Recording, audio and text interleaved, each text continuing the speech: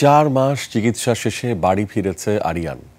Milestone দুর্ঘটনা থেকে বেঁচে ওঠা আরিয়ান আজ ফিরেছে ঘরে। এতদিন পর বাড়ি যেতে পারবে বলে খুশি আরিয়ান।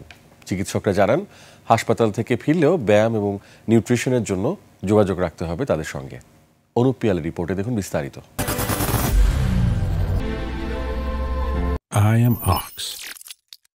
সবার দোয়া আমি এত দূর আসতে পারছি। 12 বছর বয়সী আরিয়ান আফিফ বাড়ি ফিরছে। আনন্দ যেন প্রকাশ পাচ্ছে চাপা কান্নায়। আমি চিন্তা করতে চাচ্ছি না যে আমি এখনো একটু অসুস্থ আছি, আমার কানের সমস্যা হচ্ছে এখনো, কিন্তু আমি ওগুলো চিন্তা করতে চাই না। যে আমি চাচ্ছি যে আমি একদম সুস্থ, আগে জীবনটা ফিরে নিতে চাই। ছেলেকে সুস্থ দেখে চিকিৎসকদের কৃতজ্ঞতা জানান মা লাভলি ইয়াসমিন।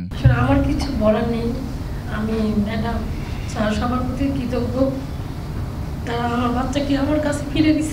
জাতীয় বার্ন ও প্লাস্টিক সার্জারি ইনস্টিটিউটের ভারপ্রাপ্ত পরিচালক জানান, আরিয়ানকে সুস্থ করে তুলতে পুরো ইউনিট সার্বক্ষণিক পরিশ্রম করেছে। পরবর্তী ফলো আপ সহ প্রয়োজনীয় সব চিকিৎসা সহায়তা অব্যাহত থাকবে। এই জার্নিতে তার পাশে আরিয়ানের পাশে 122 দিন যেভাবে আমাদের সবাই ছিল এবং এই ইউনিটটার নেতৃত্বে ডক্টর ফোয়ারা ছিলেন এবং অমানবিক পরিশ্রম আমরা এক কথাই বলবো করা হয়েছে। চিকিৎসক ডাক্তার ফোয়ারা তাসনিম জানান, আরিয়ানকে সুস্থ করে তোলা অনেকটাই কঠিন ছিল।